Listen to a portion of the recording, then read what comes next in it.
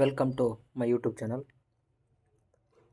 ನರೇಗಾ ಯೋಜನೆಯನ್ನು VBG ರಾಮ್ಜಿ ಯೋಜನೆ ಅಂತೇಳಿ ಹೊಸದಾಗಿ ಮರುನಾಮಕರಣ ಮಾಡಲಾಗಿದೆ. ಮಹಾತ್ಮ ಗಾಂಧಿ ರಾಷ್ಟ್ರೀಯ ಗ್ರಾಮೀಣ ಉದ್ಯೋಗ ಖಾತರಿ ಯೋಜನೆಯನ್ನು ರಾಷ್ಟ್ರೀಯ Viksit guarantee for Rozgar and Ajeevika mission ಎಂದು ಮರುನಾಮಕರಣ ಮಾಡಿದ್ದು, ಇನ್ನು 3 ದಿನ ಉಳಿದಿರುವಂತಹ ಸಂಸತ್ ಚಳಿಗಾಲದ ಅಧಿವೇಶನದಲ್ಲಿ ಮಸೂದೆ ಮಂಡನೆ ಆಗಲಿದೆ. The Viksit guarantee for Rozgar and Ajeevika mission ಇದನ್ನು VBG ರಾಮ್ಜಿ ಎಂದು ಕರೆಯಲಾಗುತ್ತದೆ. ಈ ಮಸೂದೆಯು 2047ರ ವಿಕಸಿತ ಭಾರತದ ದೃಷ್ಟಿಕೋನದ ಪೂರೈಸುವ ಗುರಿ ಹೊಂದಿದೆ ಎಂದು ಕೇಂದ್ರ ಸರ್ಕಾರ ಹೇಳಿರತಕ್ಕಂಥದ್ದು. ಈ ಒಂದು ಯೋಜನೆ ಉದ್ಯೋಗ ಖಾತರಿ 125 ದಿನಕ್ಕೆ ಹೆಚ್ಚಳ ಮಾಡಲಾಗಿದೆ. ಮೊದಲು 100 ದಿನ ಇತ್ತು, ಈಗ 125 ದಿನಕ್ಕೆ ಹೆಚ್ಚಿಸಲಾಗಿದೆ. ಅದೇ ರೀತಿಯಾಗಿ ಆವಾಗ 15 ದಿನಗಳಲ್ಲಿ ಕೂಲಿಯನ್ನು ಪಾವತಿ ಮಾಡಲಾಗುತ್ತಿತ್ತು, ಈಗ ವಾರದ ಪೇಮೆಂಟನ್ನು ಕ್ಲಿಯರ್ ಮಾಡ್ತಕ್ಕಂಥದ್ದಾಗಿದೆ.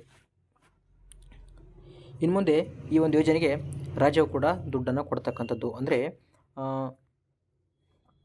ಹೊಸ ಮಸೂದೆ ಅಡಿಯಲ್ಲಿ ನರೇಗಾ ಯೋಜನೆಯು ಹೆಸರು ಬದಲಾವಣೆ ಜೊತೆಗೆ ಹಲವಾರು ಮಹತ್ವದ ಬದಲಾವಣೆಗಳು ತರಲಾಗಿದೆ. 90:10 ಅನುಪಾತದಲ್ಲಿ ಇದು ಈಶಾನ್ಯ ರಾಜ್ಯಗಳು ಕೊಡೋದಾದರೆ 60:40ರಲ್ಲಿ ನಮ್ಮ ಒಂದು ರಾಜ್ಯಗಳು ಕೊಡತಕ್ಕಂಥದ್ದಾಗಿದೆ.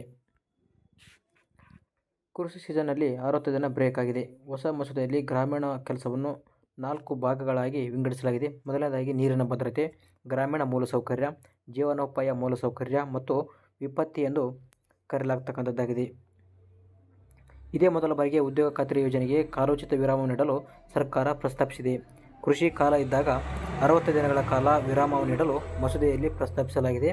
ಆರ್ಥಿಕ ವರ್ಷದಲ್ಲಿ ಆಯಾ ರಾಜ್ಯಗಳು ಕೃಷಿ ಸೀಸನ್ನಲ್ಲಿ 60 ದಿನಗಳು ಗುರುತಿಸಬೇಕು. ಈ ಮೂಲಕ ಉದ್ಯೋಗ ಖಾತರಿ ಯೋಜನೆಗೆ ವಿರಾಮ ನೀಡಬೇಕಂತ ಹೇಳಿರ್ತಕ್ಕಂಥದ್ದು. ಇನ್ನು ನರೇಗಾ ಯೋಜನೆಯ ಉದ್ದೇಶಗಳು ನೋಡಿದರೆ, ಈ ಒಂದು ಯೋಜನೆ ಅಡಿಯಲ್ಲಿ ಪ್ರತಿಯೊಬ್ಬರಿಗೂ ಉದ್ಯೋಗವನ್ನು ಕಲ್ಪಿಸುವುದಾಗಿದೆ. ಇದು ನೈಸರ್ಗಿಕ ಸಂಪನ್ಮೂಲಗಳ ನಿರ್ಮಿಸಲು ಗ್ರಾಮೀಣ ಜೀವನೋಪಾಯ ಮತ್ತು ಆಸ್ತಿಗಳನ್ನು ಸೃಷ್ಟಿಸುವ ಗುರಿಯನ್ನು ಹೊಂದಿದೆ. ಗ್ರಾಮೀಣ ಪ್ರದೇಶದಲ್ಲಿ ವಾಸಿಸುವ ಪ್ರತಿ ಕುಟುಂಬದ ಸದಸ್ಯನಿಗೆ 100 ದಿನಗಳ ಉದ್ಯೋಗ ಒದಗಿಸುವುದಾಗಿತ್ತು. ಯಾವುದು MGNREGA, ಈಗ 125 ದಿನಕ್ಕೆ ಹೆಚ್ಚಿಸಲಾಗಿದೆ.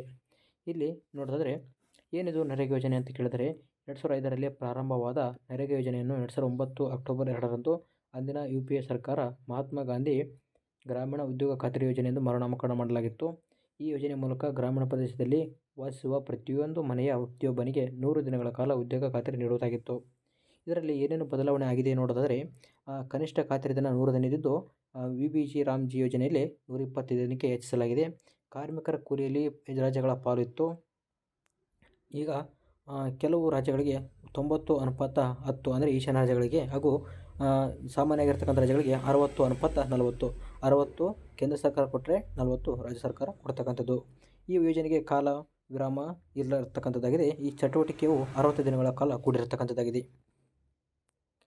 ನೆಕ್ಸ್ಟ್ ಅದೇ ರೀತಿಯಾಗಿ ಮೊಬೈಲ್ ಫೋನ್ಗಳಲ್ಲಿ ಇನ್ನು ಮುಂದೆ ಸಂಚಾರ್ ಸಾಥಿ ಆ್ಯಪ್ ಕಡ್ಡಾಯ. ಇದು ಸೈಬರ್ ವಂಚನೆಯ ತಡೆಗಟ್ಟಲು ಕೇಂದ್ರ ಸರ್ಕಾರದಿಂದ ಉಪಕ್ರಮವಾಗಿರ್ತಕ್ಕಂಥದ್ದು. ಈ ಒಂದು ಸಂಚಾರ್ ಸಾಥಿಯ ಪ್ರಯೋಜನ ಏನು ನೋಡೋದಾದರೆ, ಮೊಬೈಲ್ ಕಳ್ಳತನವಾದಾಗ ಅದನ್ನು ಆ್ಯಪ್ ಮೂಲಕ ಬ್ಲಾಕ್ ಮಾಡಬಹುದಾಗಿದೆ. ಚಕ್ಷು ಎನ್ನುವಂತಹ ಆಪ್ಷನ್ ಮೂಲಕ ನಿಮ್ಮ ಮೊಬೈಲ್ ಸಂಪರ್ಕ ಕುರಿತು ಮಾಹಿತಿಯನ್ನು ಒದಗಿಸುತ್ತದೆ. ಆರ್ಥಿಕ ವಂಚನೆ, ಸೈಬರ್ ಕ್ರೈಮ್, ದುರುದ್ದೇಶಪೂರಿತ ಉದ್ದೇಶಗಳಿಗೆ ಶಂಕಿತ ವಂಚಕರಿಂದ ಬರುವಂತಹ ಕರೆ, ವಾಟ್ಸಪ್ ಕಾಲ್, SMS ಗಳನ್ನು ಗುರುತಿಸಿ ಎಚ್ಚರಿಸುತ್ತದೆ.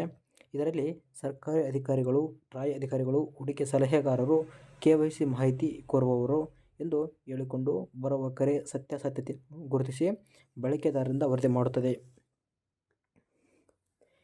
SMS, RCS, iMessage ಮೂಲಕ phishing link, APK file, mobile ಉಪಕರಣ ಕ್ಲೋನಿಂಗ್ ಯತ್ನವಾದಲ್ಲಿ ಬಳಕೆದಾರರು ಕೂಡ ವರದಿಯನ್ನು ಮಾಡಬಹುದಾಗಿದೆ.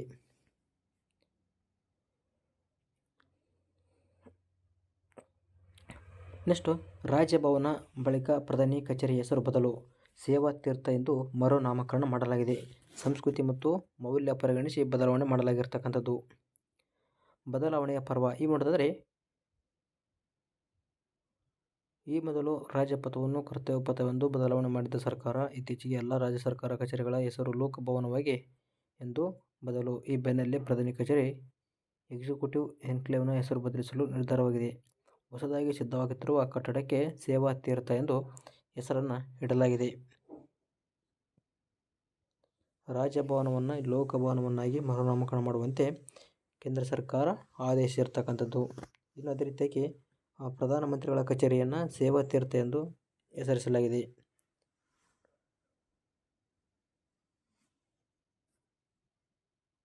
ಸೆಂಟ್ರಲ್ ವಿಸ್ತಾ ಪುನರಾಭಿವೃದ್ಧಿ ಯೋಜನೆಯ ಅಡಿಯಲ್ಲಿ ಹೊಸ ಕಟ್ಟಡ ಸಂಕೀರ್ಣವನ್ನು ನಿರ್ಮಿಸಲಾಗುತ್ತಿದೆ.